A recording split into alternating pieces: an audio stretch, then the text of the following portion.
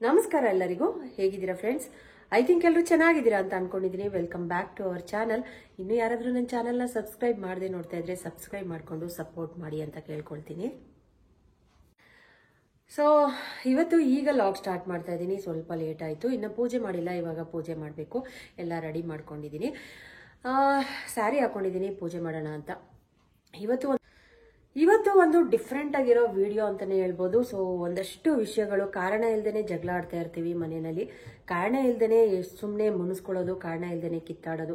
So ಏನಕ್ಕೆ ಆಗ್ತಾ ಇದೆ ಅಂತ ನಾವು ಯಾರನ್ನೂ ಕುತ್ಕೊಂಡು ಯೋಚನೆ ಮಾಡೋ ಟೈಮು ಇವಾಗಂತೂ ಇಲ್ಲ. ಸೊ ಅಂಥದ್ದೊಂದಷ್ಟು ವಿಷಯಗಳನ್ನ ನಿಮ್ಮ ಜೊತೆ ಶೇರ್ ಮಾಡೋಣ ಅಂತ ಅನ್ಕೊಂಡಿದ್ದೀನಿ. ಅದಕ್ಕೆ ಪರಿಹಾರ ಕೂಡ ಹೇಳೋಣ ಅಂತ ಅನ್ಕೊಂಡಿದ್ದೀನಿ.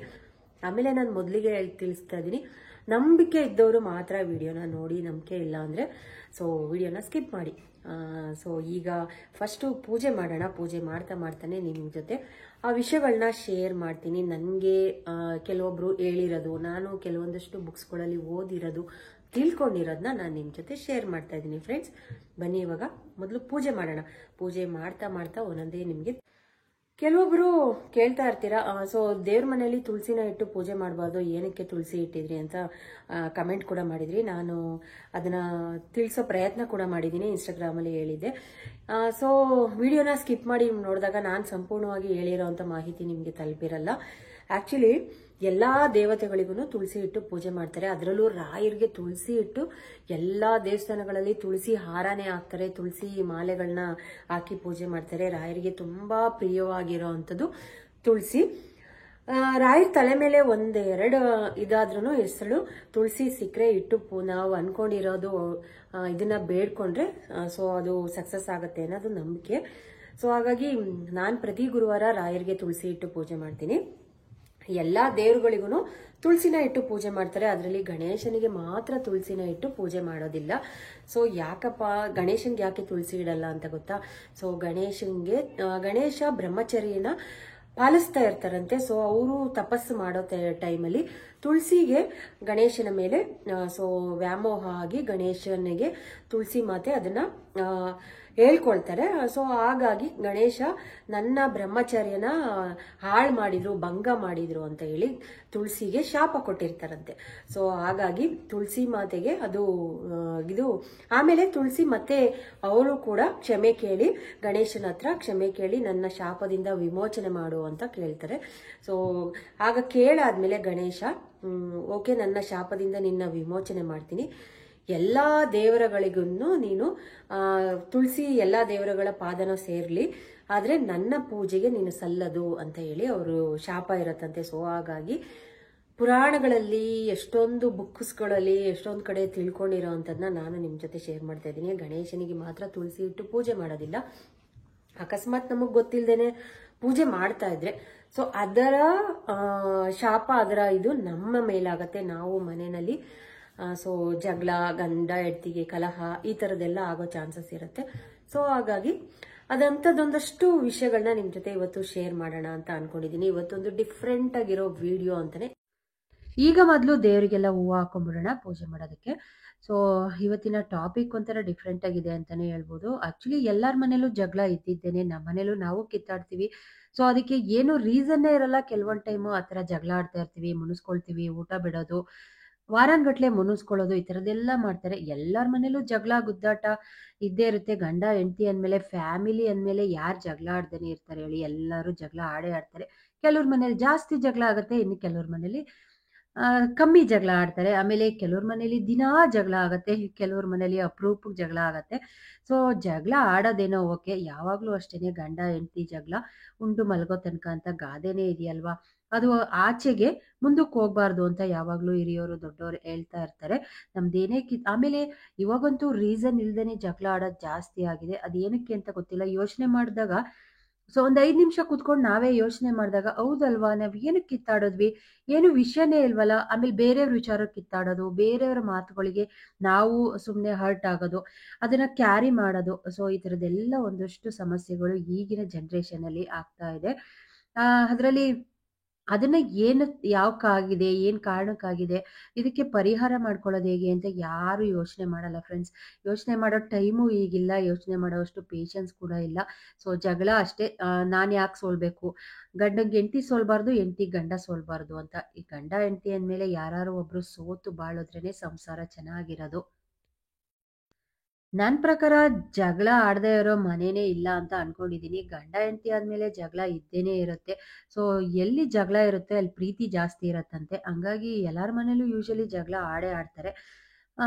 ಸೊ ಅದರಲ್ಲಿ ಕೆಲವೊಂದು ಮನೆಗಳಲ್ಲಿ ತುಂಬಾನೇ ಜಗಳ ಆಗ್ತಾ ಇರುತ್ತೆ. ಏನಕ್ಕೆ ಜಗಳ ಆಗ್ತಾ ಇದೆ ಅಂತ ನಾವು ಯೋಚನೆ ಮಾಡೋ ಅಂಥದ್ದಿಲ್ಲ.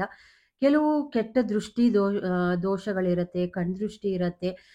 ಗಾದೆನೇ ಇದೆಯಲ್ಲ, ಮರ ಮನುಷ್ಯರ ಕಣ್ಣಿಗೆ ಮರನೇ ಸಿಡೀತು ಅಂತ ಗಾದೆನೇ ಹೇಳ್ತಾರೆ. ಆಮೇಲೆ ಸೊ ಕೆಲವ್ರಂತೂ ಕಣ್ಣಾಕ್ತಾ ಇರ್ತಾರೆ. ಓ ಅವ್ರು ನೋಡಪ್ಪ ಹೆಂಗಿದ್ದಾರೆ, ಇವ್ರು ನೋಡು ಎಷ್ಟು ಚೆನ್ನಾಗಿದ್ದಾರೆ ಅಂತ. ಅಂತ ಕೆಟ್ಟ ದೃಷ್ಟಿಗಳು ನಮಗೆ ಗೊತ್ತಿಲ್ಲದೇನೆ ನಮ್ಮನ್ನ ಇರಿಟೇಟ್ ಮಾಡ್ತಾ ಇರುತ್ತೆ. ಅಂಥದಕ್ಕೆ ಸೊ ಕೆಲವೊಂದು ಪರಿಹಾರಗಳನ್ನ ಮಾಡ್ಕೊಳ್ಬೇಕಾಗತ್ತೆ. ಸೊ ನಾವು ಯಾವುದೇ ಪರಿಹಾರ ಮಾಡ್ಕೊಳ್ದೇನೆ ಸುಮ್ಮನೆ ಕಿತ್ತಾಡೋದು. ಯಾಕೆ ಹಿಂಗೆ ಆಗ್ತಾ ಇದೆ ಅಂತ ಯೋಚನೆ ಕೂಡ ಮಾಡಲ್ಲ. ಹಂಗಾಗಿ ಸ್ವಲ್ಪ ಕಿತ್ತಾಟ, ಮನಸ್ತಾಪ, ಜಗಳ ಈ ಥರದ್ದೆಲ್ಲ ಆಗ್ತಾ ಇರುತ್ತೆ. ಇವತ್ತು ನಾನು ಅಂಥ ಜಗಳ ವಿಷಯಗಳಿಗೆ ಕೆಟ್ಟ ದೃಷ್ಟಿಗಳನ್ನ ಹೋಗ್ಲಾಡ್ಸೋದು ಹೆಂಗೆ ಅಂತ ಒಂದು 2-3 ಟಿಪ್ಸ್ನ ತೊಗೊಂಡು ಬಂದಿದ್ದೀನಿ. ಸೊ ಅದನ್ನು ನಾನು ನಿಮ್ಮ ಜೊತೆ ಶೇರ್ ಮಾಡ್ಕೊಳ್ತಾ ಇದ್ದೀನಿ. ಸೊ ನನಗೆ ಬೇರೆಯವ್ರು ಹೇಳಿರೋದನ್ನ ಕೇಳಿಸ್ಕೊಂಡು ಮತ್ತು ಕೆಲವೊಂದು ಬುಕ್ಸ್ಗಳಲ್ಲಿ ಓದಿರೋ ಅಂಥದ್ದು, ಸೊ ತಿಳ್ಕೊಂಡಿರೋ ಅಂಥದ್ದನ್ನ ನಾನು ನಿಮ್ಮ ಜೊತೆ ಶೇರ್ ಮಾಡ್ತಾ ಇದ್ದೀನಿ. ಈ ಕೆಟ್ಟ ಕಣ್ದೃಷ್ಟಿ ಹೋಗೋದಕ್ಕೆ ಏನು ಮಾಡಬೇಕು ಅಂತ ಒಂದೊಂದೇ ತೋರಿಸ್ತಾ ಹೋಗ್ತೀನಿ. ಆ್ಯಕ್ಚುಲಿ ಮೊದಲಿಗೆ ಪೂಜೆ ಎಲ್ಲ ಮಾಡುವಾಗ ತುಪ್ಪದ ದೀಪ ಹಚ್ತೀವಿ, ಗಂಧದ ಕಡ್ಡಿ ಹಚ್ತೀವಿ, ಕರ್ಪೂರ ಹಚ್ತೀವಿ. ತುಪ್ಪದ ದೀಪ ಹಚ್ಚುವಾಗ ಒಂದು ಹೂವನ್ನ ಇಟ್ಕೊಂಡು ಸಂಕಲ್ಪ ಮಾಡ್ಕೊಳ್ಬೇಕು. ನಿಮ್ಮ ಮನೆ ದೇವರುಗಳಿಗೆ, ಇಲ್ಲ ನಿಮ್ಮ ಇಷ್ಟ ದೇವತೆ ಯಾವುದಿರುತ್ತೆ ಅದಕ್ಕೆ ಇಟ್ಕೊಳ್ಬೇಕು. ಮಣ್ಣಿಂದಾದರೂ ಸರಿ, ಬೆಳ್ಳಿದಾದರೂ ಸರಿ. ಮಣ್ಣಿನ ದೀಪ ಆದರೆ ಇನ್ನೂ ಒಳ್ಳೆಯದು, ತುಂಬ ಶ್ರೇಷ್ಠವಾಗಿರೋ ಅಂಥದ್ದು. ತುಪ್ಪದ ದೀಪನ ಸಂಕಲ್ಪ ಇಟ್ಟು ಆ ಹೂವು ಇಟ್ಕೊಂಡು ನಾವು ಸಂಕಲ್ಪ ಮಾಡ್ಕೊಳ್ಬೇಕು. ಯಾವುದೇ ರೀತಿಯ ಜಗಳ, ಕಲಹ, ಮನೇಲಿ ಮನಸ್ತಾಪ ಯಾವುದು ಇಲ್ದೇನೆ ಕಾಪಾಡ್ಕೊಳಪ್ಪ ದೇವ್ರೆ ಅಂತ ದೇವ್ರ ಹತ್ರ ಬೇಡ್ಕೊಳ್ಬೇಕು. ಸೊ ಬೇಡ್ಕೊಂಡು ದೇವ್ರಿಗೆ ಸುತ್ತ ಆರತಿ ತೆಗಿಬೇಕು. ಆಮೇಲೆ ಇಳಿ ತೆಗಿಬೇಕು. ಮೇಲಿಂದ ಕೆಳಗ್ ತನಕ ಇಳಿ ತೆಗೆದು ಆ ಹೂವನ ದೇವರ ಪಾದದ ಮೇಲೆ, ನಿಮ್ಮ ಮನೆ ದೇವರು ಇಲ್ಲ ನಿಮ್ಮ ಇಷ್ಟದ ದೇವರು ಯಾವುದೇ ಇದಕ್ಕೆ ಫೋಟೋಗಾದ್ರೂ ಇಡ್ಬೋದು, ಐಡಲಿಗಾದ್ರೂ ಇಡ್ಬೋದು. ಇದರಿಂದ ಪರಿಹಾರ ಆಗತ್ತೆ. ನೆಕ್ಸ್ಟ್ ಒಂದು ಟಿಪ್ ಏನಪ್ಪಾ ಅಂದರೆ, ನಾನು ಈ ಥರ ಒಂದು ಮಣ್ಣಿನ ದೀಪನ ತೊಗೊಂಡಿದ್ದೀನಿ, ಒಂದು ಪ್ಲೇಟ್ ತೊಗೊಂಡಿದ್ದೀನಿ. ಅದಕ್ಕೆ ಅರಳುಪ್ಪನ್ನ ಹಾಕ್ಕೊಳ್ತಾ ಇದ್ದೀನಿ. ಇದು ಕಣ್ದೃಷ್ಟಿ ಆಗಿದ್ರೆ ಹೋಗೋದಕ್ಕೆ ಅಂತ. ಕಣ್ದೃಷ್ಟಿ ಇದ್ರೂ ಜಾಸ್ತಿ ನಾವು ಕಾರಣ ಇಲ್ದೇ ಕಿತ್ತಾಡ್ತಾ ಇರ್ತೀವಿ. ಸೊ ಅದಕ್ಕೋಸ್ಕರ ಈ ಥರ ಅರಳುಪ್ಪು ಹಾಕಿ, ಆಮೇಲೆ ಕಾಳುಮೆಣಸು ಇರುತ್ತಲ್ವಾ, ಒಂದು 5-6 ಕಾಳುಮೆಣಸನ್ನ ತೊಗೊಂಡಿದ್ದೀನಿ. ಆಮೇಲೆ ಸಾಸಿವೆ, ಇದು ಅಷ್ಟೇನೆ. ಕೆಲವೊಮ್ಮೆ ನಮ್ಮ ಹಿರಿಯವರೆಲ್ಲ ನಮ್ಗೇನಾದರೂ ದೃಷ್ಟಿ ಆಗಿದ್ರೆ ಸಾಸಿವೆನ ನೀಳ್ಸಿ ಹಾಕ್ತಾ ಇದ್ರಲ್ವಾ, ಅದೇ ಥರ. ಆಮೇಲೆ 2 ಕರ್ಪೂರನ ತೊಗೊಂಡಿದ್ದೀನಿ. ಇದಷ್ಟನ್ನು ಒಂದು ಮಣ್ಣಿನ ದೀಪದೊಳಗಡೆ ಇಟ್ಕೊಂಡಿದ್ದೀನಿ. ಇವಾಗ ಮನೆಯ ಎಲ್ಲ ಕಡೆ ಮೂಲೆ ಮೂಲೆನೂ ಎಲ್ಲ ಕಡೆನೂ ಅದನ್ನ ನೀವಳಿಸ್ಕೊಂಡು ಬನ್ನಿ. ದೇವ್ರ ಮನೆ ಆಗಿರ್ಬೋದು, ನಾವು ಮಲಗೋ ಜಾಗ ಆಗಿರ್ಬೋದು, ಸೊ ಎಲ್ಲ ಕಡೆ ನೀವಳಿಸ್ಕೊಳ್ಳಿ. ನಾನಿಲ್ಲಿ ದೇವ್ರ ಮನೆ ಹತ್ರ ನೀವಳಿಸ್ಕೊಳ್ತಾ ಇದ್ದೀನಿ. ಆಮೇಲೆ ಹಾಲಲ್ಲಿ ಅಡುಗೆ ಮನೆ, ಸೊ ಎಲ್ಲ ಕಡೆ ನೀವಳಿಸಿದ್ದಾದ್ಮೇಲೆ ಮನೆಯಿಂದ ಆಚೆ ಹೊಸ್ಲು ಹೊರಗಡೆ ಇರುತ್ತಲ್ವ, ಅಲ್ಲಿಗೂ ಕೂಡ ನಾವು ಮೇಲಿಂದ ಕೆಳಗೆ ತನಕ ಇಳಿ ತೆಗಿಬೇಕಾಗತ್ತೆ. ಸೊ ಈ ಥರ ಅದನ್ನ ಹಚ್ಕೊಳ್ಬಾರ್ದು. ಇವಾಗ್ಲೇ ಫಸ್ಟು ಎಲ್ಲ ನೀವಳಿಸ್ಕೊಂಡ್ಬಿಡ್ಬೇಕು. ಇಡೀ ಮನೆಗೆ ನೀವಳಿಸ್ಕೊಂಡು ನಾವು ನೀವಳಿಸಿದ ಆದಮೇಲೆ ಹೊಸ್ಲಿಂದ ಹೊರ್ಗಡೆ ಅದನ್ನು ಇಡಬೇಕು. ಈಗ ಹೊರ್ಗಡೆ ಇಟ್ಟು ಸೊ ಮ್ಯಾಚ್ ಬಾಕ್ಸಿಂದ ಅದನ್ನು ಹಚ್ಚೋಣ. ಹಚ್ಚಿ ಅದು ಹೊರ್ಗಡೆನೆ ಉರಿಬೇಕು. ಅದು ಉರಿಯೋ ತನಕನೂ ಆಚೆನೇ ಇಡಬೇಕು. ಆಚೆ ಇಟ್ಟಿದ್ದಾದಮೇಲೆ ಆಮೇಲೆ ಅದು ಹುರಿದು ಎಲ್ಲ ಕಂಪ್ಲೀಟಾಗಿ ಹುರಿದೋದ್ರೆ ನಮ್ಗೆ ಯಾವುದೇ ರೀತಿಯ ಕಣ್ದೃಷ್ಟಿ ಆಗಿದ್ರೂ ಅದು ನಿವಾರಣೆ ಆಗತ್ತಂತೆ. ಸೊ ಹಾಗಾಗಿ ಇದನ್ನೊಂದು ಖಂಡಿತವಾಗ್ಲೂ ತಪ್ಪದೆ ಮಾಡಿ ಫ್ರೆಂಡ್ಸ್. ಇದರಿಂದ ನಿಮ್ಗೆ ಯಾವುದೇ ಪ್ರಾಬ್ಲಮ್ ಇದ್ರೂ ಹೋಗುತ್ತೆ. ನೆಕ್ಸ್ಟ್ ಒಂದು ಟಿಪ್ ಬಂದು, ಈ ಥರ ಒಂದು ವೈಟ್ ಶೀಟ್ನ ತೊಗೊಳ್ಳಿ. ವೈಟ್ ಶೀಟ್ ತೊಗೊಂಡು ಪ್ರೀತಿಯ ಸಂಕೇತ ಆಗಿರೋ ಅಂಥ ಆರ್ಟ್ ಶೇಪ್ನ ಇದರಲ್ಲಿ ಡ್ರಾ ಮಾಡ್ಕೊಳ್ಳಿ. ಸೊ ಈ ಥರ ಚಿತ್ರನ ಬಿಡಿಸ್ಕೊಳ್ಳಿ.